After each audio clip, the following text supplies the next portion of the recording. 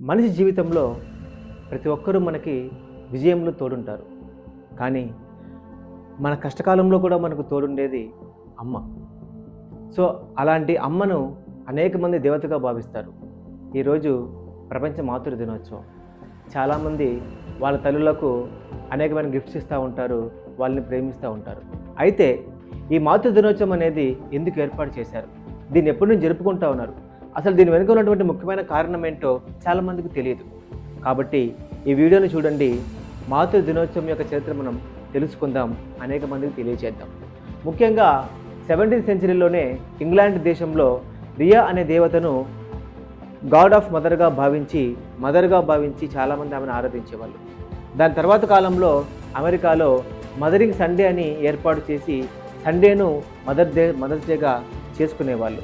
కానీ తర్వాత కాలంలో ఒక అమ్మాయి యొక్క ప్రేమను గుర్తించడానికి ఒక కూతురు ఈ యొక్క మదర్స్ డేను ప్రారంభించింది.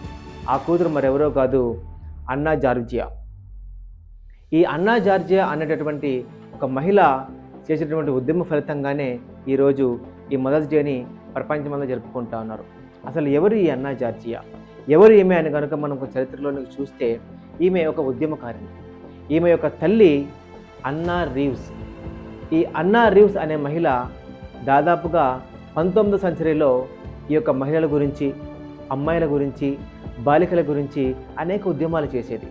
ఆమె అనేక ఉద్యమాలు చేస్తూ మహిళల్లో ఉత్తేజాన్ని నింపుతూ చాలామందిని మహిళల్ని మోటివేట్ చేసేది బతకడానికి, తిరిగి జీవించడానికి.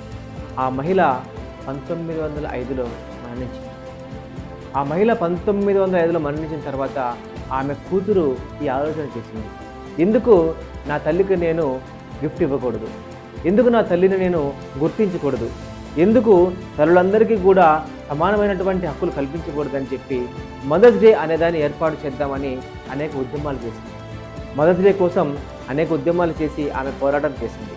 దాని తర్వాత కాలంలో 1908లో ఆమె ఒక చిన్నగా మదర్స్ డే అనే దాన్ని ఏర్పాటు చేసి వాళ్ళ చర్చిల్లో, వాళ్ళ యొక్క సామాజిక కార్యక్రమాల్లో దాన్ని సెలబ్రేట్ చేస్తూ ఉండేది.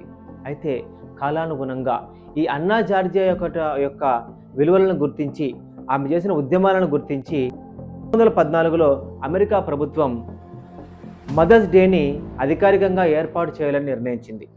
సో 1914 నుంచి ఈ యొక్క అన్నా జార్జియా చేసినటువంటి ఉద్యమ ఫలితంగా, అన్నా రీవ్స్ అనే మహిళను గుర్తించాలన్న ఫలితంగా అన్నా రీవ్స్ యొక్క జ్ఞాపకార్థం 1914 నుంచి అమెరికా ప్రభుత్వం అధికారికంగా మాతృ దినోత్సవాన్ని నిర్వహిస్తూ వస్తుంది. సో అప్పటి నుంచి ప్రపంచమంతటా కూడా కాలక్రమేణా ఈ మాతృ దినోత్సవాన్ని సెలబ్రేట్ చేసుకుంటూ వస్తూ ఉన్నారు. అయితే కొద్ది కాలం తర్వాత ఈ అన్నా జార్జియా కూడా ఈ యొక్క మాతృ దినోత్సవాన్ని నిషేధించాలని మళ్ళీ ఉద్యమం చేసింది. ఎందుకో తెలుసా? ఎందుకు అంటే అనేక మంది ఈ మాతృ దినోత్సవాన్ని ఏ గిఫ్ట్ కార్డుల కోసమో, గిఫ్ట్ యజమానులు బాగుపడడం కోసమో మాతృ దినోత్సవం రోజు మాత్రమే తల్లిని ప్రేమిస్తున్నారు. కానీ దాని తర్వాత కొద్ది ఆహారం కూడా చాలామంది పిల్లలు తల్లులకు ఇవ్వడం లేదు. తల్లి యొక్క సామాజిక బాధ్యత చూడడం లేదు. చాలామంది తల్లుల్ని అనాథ శరణాలయాల్లో వదిలేస్తున్నారు. కనీసం కూడు గుడ్డు కూడా ఇవ్వడం లేదని చెప్పేసి ఈ అన్నా జార్జియా తిరిగి మాతృ దినోత్సవాన్ని నిషేధించాలని మళ్ళీ ఉద్యమం చేసింది. అయితే దానిని అంతగా ఎవరు పట్టించుకోలేదు. అయితే ఇప్పటికీ కూడా చాలామంది 1914లో ఏర్పాటు చేసినటువంటి ఒక మాతృ దినోత్సవాన్ని ఇప్పటికీ జరుపుకుంటూ ఉన్నారు. అయితే ఈ వీడియో సందర్భంగా నేను తెలియజేసేది ఏంటంటే, మాతృ దినోత్సవం రోజు మాత్రమే తల్లిని ప్రేమించకుండా ప్రతిరోజు ఒక చిన్నపాటి గౌరవం, ఒక చిన్నపాటి ప్రేమ మన తల్లిదండ్రులకు, ముఖ్యంగా తల్లికి ఇస్తే ఆమె ఆశీర్వాదం కలకాలం నీతోనూ మనందరితోనూ ఉంటుందని తెలియజేస్తున్న happy mother's day. Thank you.